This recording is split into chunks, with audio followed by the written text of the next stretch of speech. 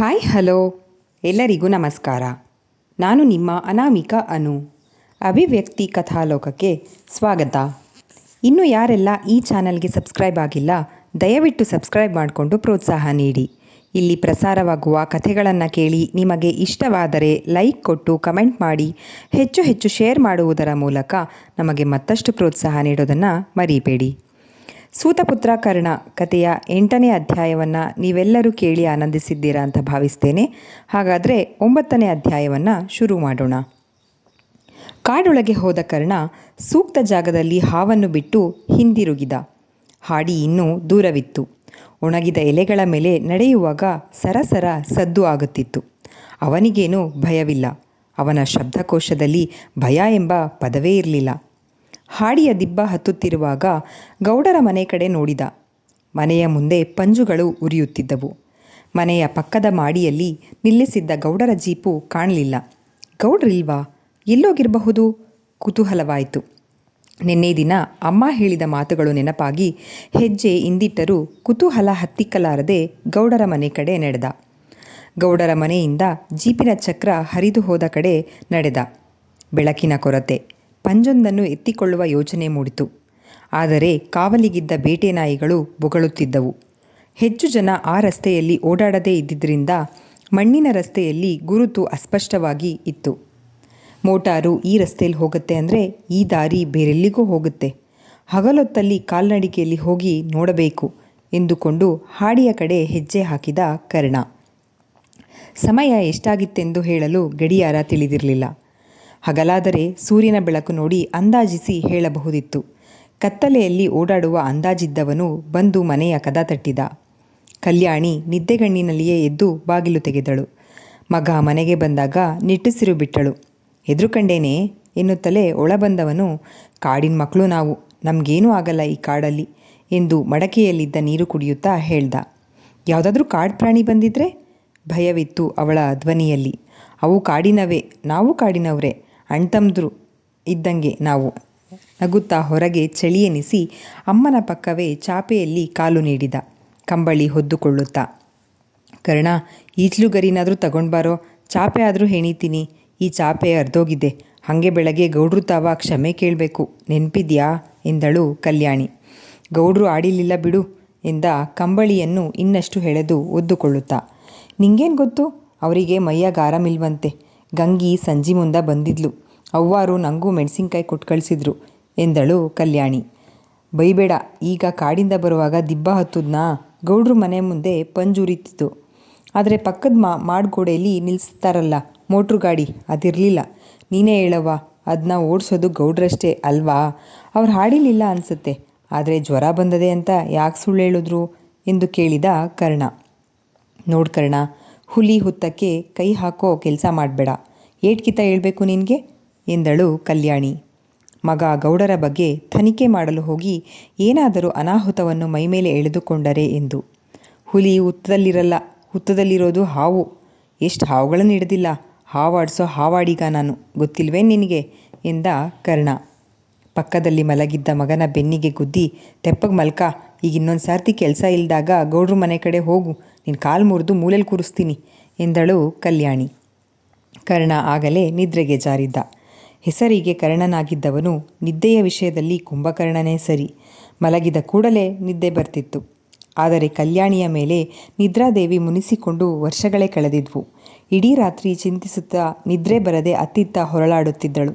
ಯಾವುದೋ ಒಂದು ಗಳಿಗೆಯಲ್ಲಿ ಒಂದು ಜೊಂಪು ನಿದ್ರೆ ಬರುತ್ತಿತ್ತು ಅಷ್ಟೇ. ನಿದ್ದೆಯಲ್ಲೂ ಜಕ್ಕನೆ ಏಳುತ್ತಿದ್ದಳು. ಒಮ್ಮೊಮ್ಮೆ ಬಿಟ್ಬಿಡಿ ನನ್ನ ಮಗನ್ನ ಎಂದು ಕನವರಿಸುತ್ತಿದ್ದಳು. ಮಲಗಿದ ಮಗನ ತಟ್ಟುತ್ತಾ ಮಲಗಿದಳು ಕಲ್ಯಾಣಿ.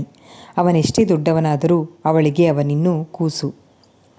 ಅಪ್ಪ ಬಿಟ್ಟು ಹೋದ ಮೇಲೆ ಇಂದುಮತಿ ತನ್ನ ಅಜ್ಜಿ ಸತ್ಯವತಿ ಬಳಿ ಕುಳಿತು ತಾನು ಪೇಟೆಯಿಂದ ಖರೀದಿ ಮಾಡಿ ತಂದ ವಸ್ತುಗಳನ್ನೆಲ್ಲ ತೋರಿಸ್ತಾ ಇದ್ಲು.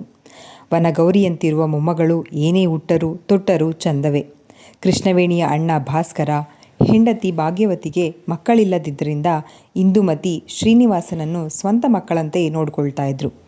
ಭಾಸ್ಕರನದ್ದು ಸ್ವಂತ ಕಾಫಿ ಕ್ಯೂರಿಂಗ್ ಘಟಕವಿತ್ತು. ಜೊತೆಗೆ ಭಾವ ತಿರುಮಲೇಗೌಡರ ಭತ್ತದ ಮಿಲ್ಲು ಕೂಡ ನೋಡ್ಕೊಳ್ಳೋ ಜವಾಬ್ದಾರಿ. ಕೈ ತುಂಬ ಕೆಲಸ. ತಂಗಿ ಕಳಿಸಿದ್ದ ಅಕ್ಕಿ ರೊಟ್ಟಿ ಕೋಳಿ ಸಾರನ್ನು ಎಲ್ಲರೂ ಹಂಚಿಕೊಂಡು ತಿಂದರು. ಆ ಮನೆಯ ಮೇಲೂ ತಿರುಮಲೇಗೌಡರ ಹಿಡಿತ ಜೋರಾಗೇ ಇತ್ತು. ನೋಡಬೇಕೆನಿಸಿದಾಗ ಅವರೇ ಬಂದು ನೋಡಿಕೊಂಡು ಹೋಗ್ತಿದ್ರೆ ವಿನಃ ಇವರನ್ನು ಹಾಡಿಗೆ ಕರೆಯುತ್ತಾ ಇದ್ದದ್ದು ಬಲು ಅಪರೂಪ. ರಾಜಕೀಯ ಕ್ಷೇತ್ರದಲ್ಲಿ ಶಾಸಕರ ಜೊತೆ ಸ್ನೇಹವಿರುವ ಅಳಿಯನೆಂದರೆ ಸತ್ಯವತಿಗೂ ತುಸು ಹೆಚ್ಚೇ ಗೌರವ. ಶ್ರೀನಿವಾಸ ಗುಣದಲ್ಲಿ ಅಪ್ಪನಂತೆ. ಆದರೂ ಪೇಟೆಯಲ್ಲಿ ಮಾವನ ಭಯವಿತ್ತು. ಅಮ್ಮ ಕಳಿಸಿದ ರೊಟ್ಟಿ ಬುತ್ತಿಯನ್ನು ತಿಂದವನು ರೂಮು ಸೇರಲು ಹೋಗುವ ಮುನ್ನ, ಶ್ರೀನಿವಾಸ, ಪರೀಕ್ಷೆ ಹೇಗೆ ಮಾಡಿದೀಯಾ? ಕಾಲೇಜಿಗೆ ಸರಿಯಾಗಿ ಹೋಗ್ತಾ ಇದ್ದೀಯಾ ಎಂದರು ಭಾಸ್ಕರ. ಆ ಮಾವ, ಹೋಗ್ತಿದ್ದೀನಿ, ಚೆನ್ನಾಗಿ ಬರೆದಿದ್ದೀನಿ ಪರೀಕ್ಷೆ ಎಂದ ಶ್ರೀನಿವಾಸ. ಅವನು ಓದಿನಲ್ಲಿ ಹಿಂದಿದ್ದ. ಆದರೂ ಪರೀಕ್ಷೆಗಳಲ್ಲಿ ಒಳ್ಳೆ ಅಂಕಗಳನ್ನೇ ಗಿಟ್ಟಿಸ್ತಾ ಇದ್ದ. ಚೆನ್ನಾಗಿ ಓದುವ ಹುಡುಗರನ್ನು ಹೆದರಿಸಿ ಪರೀಕ್ಷೆ ಫೀಸು ತುಂಬಲು ಹಣದ ಸಹಾಯ ಮಾಡಿ ಅವರಿಂದ ಕಾಪಿ ಹೊಡೆಯುತ್ತಿದ್ದ. ಕಾಲೇಜಿನ ಪುಡಿ ರೌಡಿಯಾಗಿದ್ದ ಎಂದರೆ ಸುಳ್ಳಾಗದು. ಇಂದುಮತಿ ಹಾಗಲ್ಲ. ಓದಿನಲ್ಲಿ ಜಾಣೆ. ಚೆನ್ನಾಗಿ ಓದಿ ಅಧಿಕಾರಿ ಆಗಬೇಕೆಂದು ಕನಸು ಕಂಡಿದ್ದವಳು. ಚಿಕ್ಕಂದಿನಲ್ಲಿ ಯಾವಾಗಲೂ ನೋಡಿದ್ದ ತನ್ನ ಮನೆಯ ನೆನಪು ಅವಳಿಗೆ ಅಸ್ಪಷ್ಟ. ಆಗಾಗ ಹೋಗುವ ಮನಸ್ಸಾಗುವುದು ರಜೆಯಲ್ಲಿ. ಆದರೆ ಮೂಲಸೌಕರ್ಯಗಳು ಇಲ್ಲದ ಹಳ್ಳಿಗೆ ಮಗಳು ಬರುವುದು ಬೇಡವೆಂದು ನಯವಾಗಿ ನಿರಾಕರಿಸುತ್ತಿದ್ದರು ಗೌಡರು. ರಜೆಯಲ್ಲಿ ಸಮಯ ಕಳೆಯಲು ಅವಳನ್ನು ಬೇರೆ ಕಡೆ ಪ್ರವಾಸಕ್ಕೆ ಕಳಿಸುತ್ತಿದ್ದರು. ಸಂಗೀತ, ಟೈಪಿಂಗ್ ಕ್ಲಾಸುಗಳಿಗೆ, ಟೈಲರಿಂಗ್ ಕ್ಲಾಸ್, ಮನೆಯಲ್ಲಿ ಸಣ್ಣದೊಂದು ಗ್ರಂಥಾಲಯವನ್ನೇ ಮಾಡುವಷ್ಟು ಪುಸ್ತಕಗಳು ಎಲ್ಲ ವ್ಯವಸ್ಥೆ ಮಾಡಿದ್ರು. ಒಮ್ಮೊಮ್ಮೆ ಇಂದುಮತಿಗೆ ನಾನು ಬಂಗಾರದ ಪಂಜರದಲ್ಲಿರುವ ಹಕ್ಕಿ ಅಂತ ಅನ್ನಿಸ್ತಿತ್ತು. ಅದನ್ನೇ ಅಜ್ಜಿಯ ಬಳಿ ಹೇಳುತ್ತಿದ್ದಳು. ವಸತಿ ಗೃಹದಲ್ಲಿ ರಾತ್ರಿ ತಂಗಿದ್ದು ಬೆಳಗ್ಗೆ ಎದ್ದು ಕಾಫಿ ಗಿಡಗಳನ್ನು ಕತ್ತರಿಸಲು ಬೇಕಾದ ಕತ್ತರಿಗಳನ್ನು, ಅವಶ್ಯಕ ವಸ್ತುಗಳನ್ನು ಕೊಂಡು ಹಾಡಿಯ ಕಡೆ ಜೀಪು ತಿರುಗಿಸಿದಾಗ ರಸ್ತೆಯಲ್ಲಿ ಹೊಸದಾಗಿ ಶುರು ಮಾಡಿದ್ದ ನರ್ಸರಿಯೊಂದು ಕಣ್ಣಿಗೆ ಬಿತ್ತು. ರಸ್ತೆ ಬದಿಯಲ್ಲಿ ಜೀಪು ನಿಲ್ಲಿಸಿ ನರ್ಸರಿಯ ಒಳಗೆ ಹೋಗಿ ಸಾಲಾಗಿ ಜೋಡಿಸಿ ಇಟ್ಟಿದ್ದ ಸಸಿಗಳನ್ನು ನೋಡಿ ವಿವಿಧ ರೀತಿಯ ಗುಲಾಬಿ ಗಿಡಗಳನ್ನು, ಕಿತ್ತಳೆ ಸಪೋಟ ಸಸಿಗಳನ್ನು ಕೊಂಡು ಜೀಪಿನ ಹಿಂಬದಿಯಲ್ಲಿಟ್ಟುಕೊಂಡು ಹೊರಟರು. ಹಾಡಿ ತಲುಪುವಷ್ಟರಲ್ಲಿ ಆಗಲೇ ಹಾಡಿಯ ಜನ ಬಂದು ತಮ್ಮ ತಮ್ಮ ಕೆಲಸಗಳಿಗೆ ನಿಯೋಜಿತರಾಗಿ ಹೋಗಿದ್ರು. ಚೆನ್ನಯ್ಯ ಜೀಪು ಬರುತ್ತಲೇ ಗೇಟು ತೆಗೆದು ಜೀಪಿನಲ್ಲಿದ್ದ ವಸ್ತುಗಳನ್ನೆಲ್ಲ ಮನೆಯೊಳಗೆ ಇಡಿಸಿದ. ಚೆನ್ನಯ್ಯ, ವ್ಯವಸ್ಥೆ ಮಾಡು ಎಂದು ಮೀಸೆ ತಿರುವಿಕೊಂಡು ಮನೆಯೊಳಗೆ ಹೋದರು. ಕೃಷ್ಣವೇಣಿ ಆಗ ತಾನೇ ಪೂಜೆ ಮುಗಿಸಿ ದೇವರ ಮನೆಯಿಂದ ಹೊರಬಂದರು. ಆರತಿ ತರಲ ಎಂದು ಕೇಳಿದಾಗ, ಬೇಡ, ಸ್ನಾನ ಆಗಬೇಕು ಎಂದರು ಗೌಡರು. ಗೌಡರ ಮುಖ ನೋಡುತ್ತಾ ನಿಂತ ಗೌಡತಿಯ ಮುಖದಲ್ಲಿದ್ದ ಪ್ರಶ್ನೆ ಅರಿತವರಂತೆ, ಮಕ್ಕಳು ಚೆನ್ನಾಗಿದ್ದಾರೆ. ಶ್ರೀನಿವಾಸ ಸಿಗಲಿಲ್ಲ, ಮಗಳು ಸಿಕ್ಕಿದ್ಲು. ಹೋಟೆಲ್ನಲ್ಲಿ ತಿಂಡಿ ತಿಂದು ಅದೇನೋ ಬಳೆ, ರಿಬ್ಬನ್ ಏನೇನೋ ತಗೊಂಡ್ಲು. ಕೊಡಿಸಿ ಮನೆಗೆ ಬಿಟ್ಟು ಬಂದೆ. ಅತ್ತೆಯವರು, ಭಾಸ್ಕರ, ಸತ್ಯವತಿ ಎಲ್ಲ ಚೆನ್ನಾಗಿದ್ದಾರೆ. ಇನ್ನೇನು ವರಮಹಾಲಕ್ಷ್ಮಿ ಹಬ್ಬ ಬಂತಲ್ಲ, ಪೂಜೆಗೆ ಹೋಗೋಣ, ಕರ್ಕೊಂಡು ಹೋಗ್ತೀನಿ ಎಂದಾಗ ಕೃಷ್ಣವೇಣಿಯ ಮುಖ ಸೂರ್ಯಕಾಂತಿಯಂತೆ ಅರಳಿತು. ಕಾಫಿ, ತಿಂಡಿ ಎಂದರು ಗೌಡತಿ. ಮಕ್ಕಳ ಬಗ್ಗೆ ಹೇಳೋವರೆಗೂ ಉಪಚಾರ ಮಾಡಬಾರ್ದು ಅಂತ ನಿರ್ಧಾರ ಮಾಡಿದ್ದೇನು ಅಂದರು ಗೌಡರು ನಗುತ್ತಾ. ಹಾಗೇನಿಲ್ಲ ಎನ್ನುತ್ತಾ ಅಡುಗೆ ಮನೆಯೊಳಗೆ ಹೋಗಿ ಎರಳಿಕಾಯಿ ಚಿತ್ರಾನ್ನ, ಉದ್ದನೆಯ ಲೋಟದಲ್ಲಿ ಕಾಫಿಯನ್ನು ತಂದುಕೊಟ್ಟರು. ನಿಂದಾಯ್ತಾ ಎಂದರು ಗೌಡರು ತಾವು ತಟ್ಟೆಗೆ ಕೈ ಹಚ್ಚುತ್ತಾ. ನಿಮ್ದಾಗಲಿ, ನಾನು ಆಮೇಲೆ ತಿಂತೀನಿ ಎಂದರು ಕೃಷ್ಣವೇಣಿ. ಗಂಡ ತಿನ್ನುವವರೆಗೂ ಅಲ್ಲೇ ನಿಂತಿದ್ದು ಮತ್ತೊಮ್ಮೆ ಕೇಳಿ ಬಡಿಸಿ ಆದ ನಂತರ ತಟ್ಟೆ ತೊಳೆದಿಟ್ಟು ನಂತರ ಅಡುಗೆ ಮನೆಯಲ್ಲೇ ತಾವೊಂದು ತಟ್ಟೆಗೆ ಬಡಿಸಿಕೊಂಡು ತಿನ್ನುತ್ತಾ ಕುಳಿತರು. ಚೆನ್ನಯ್ಯ ಗೌಡರಿಗೆ ಎಣ್ಣೆ ಮಜ್ಜನಕ್ಕೆ ವ್ಯವಸ್ಥೆ ಮಾಡಿದ್ದ.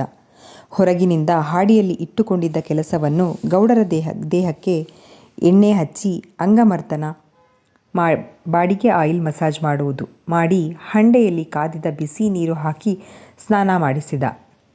ಕೃಷ್ಣವೇಣಿ ಸ್ನಾನ ಮಾಡಿ ಬಿಳಿ ಪಂಚೆ ಉಟ್ಟು ವಯಸ್ಸು 50 ದಾಟಿದರೂ ಇನ್ನೂ ಹರೆಯದಂತೆ ಸದೃಢವಾಗಿದ್ದ ಶರೀರದಲ್ಲಿ ಒಳಬಂದಾಗ ಒಂದು ಕ್ಷಣ ಗಂಡನ ಬಗೆಗೆ ಹೆಮ್ಮೆ ಎನಿಸಿದ್ದು ಸುಳ್ಳಲ್ಲ. ದೇವರ ಮನೆಯೊಳಗೆ ಹೋಗಿ ಆರತಿ ತಂದುಕೊಟ್ಟರು. ಸುರಸುಂದರ. ಅದಕ್ಕೆ ಹಾಡಿಯ ಹೆಂಗಸರು ಕೂಡ ಆಸೆಗೆ ಬೀಳೋದು. ತುಪ್ಪ ಜಾರಿ ರೊಟ್ಟಿನಲ್ಲಿ ಬಿದ್ದರೆ ಬೇಡವೆಂದು ಬಿಸಾಡುವವರು ಯಾರು ಎಂದುಕೊಂಡರು. ನಿನ್ನೆ ಲೆಕ್ಕ ಹೇಳೋ ಚೆನ್ನಯ್ಯ ಎಂದು ಹೊರಗೆ ಬಂದು ಕೂರುತ್ತಾ ಕೇಳಿದರು. ಚೆನ್ನಯ್ಯ ಆಗಲೇ ಪುಸ್ತಕ ಹಿಡಿದು ಲೆಕ್ಕ ಹೇಳಲು ಸಿದ್ಧವಾಗಿದ್ದನು. ಹಿಂದಿನ ದಿನದ ಲೆಕ್ಕವನ್ನು ಒಪ್ಪಿಸಿದ.